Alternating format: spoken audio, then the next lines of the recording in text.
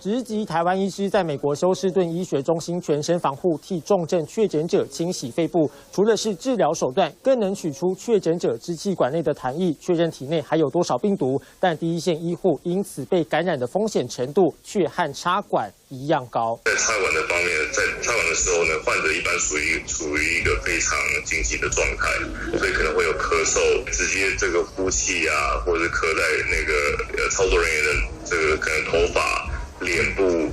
脖子啊，还有鞋子上跟衣服上都有可能。以美国来说，在负压隔离病房内动手术时，最多只能有4人，除了心血管外科医师和呼吸治疗师外，还会有医护人员在旁协助。而病房外也会有名监测插管情况的医师。虽然美国和台湾状况不太一样，但相同的是，手术时感染风险都很高。这个支气管镜本身在抽吸的时候，也可能会透过这个抽吸的部位，扩散到房间。